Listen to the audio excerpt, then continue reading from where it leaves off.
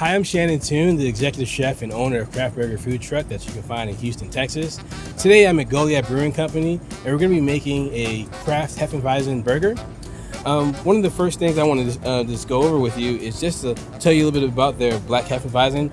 It's similar in some ways to the Hefeweizen that you're used to. It has the clove flavor, banana flavor. It has a little bit of bubblegum flavor at the end, but what they add to it is a little German chocolate wheat. It gives it a nice chocolate flavor, and it's dark too. Most Hefeweizens are like a pale color or a light beer. So the first thing that we're going to do is I picked some celery leaves, and we're just going to give it a nice chop. Just want to get it nice and small. This is going to just add a little something extra to the burger that you don't normally get, to some little earthiness to it. Just gonna get that in there, and then we're gonna take about a half a cup of diced yellow onions. I'm using local Texas sweet onions.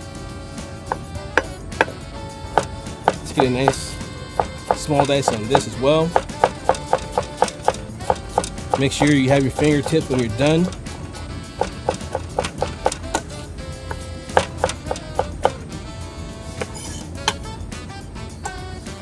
Just gonna put that right in. Next, I'm going to take this is a diced bacon. This is about 2 pieces of bacon diced. I'm just going to start to work that in a little bit.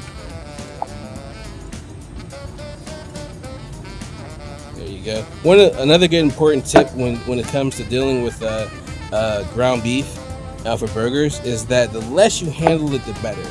So now I'm going to take the black Hefeweizen here. We're just going to pour it into the burger.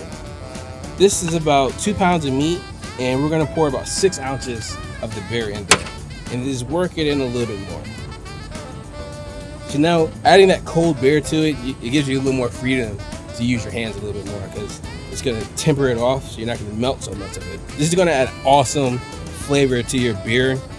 You're going to pick up on them same notes to the clove, the banana, and then you add the onions and the baconess. You're going to have smokiness. It's going to be a ton of flavor into this burger. This is literally the only seasoning I use on my food truck and in my home. It's called Killer Seasoning. You can buy this from him online at killerseasoning.com, or he has a great Facebook page at Killer Seasoning on Facebook, where you can buy it from there.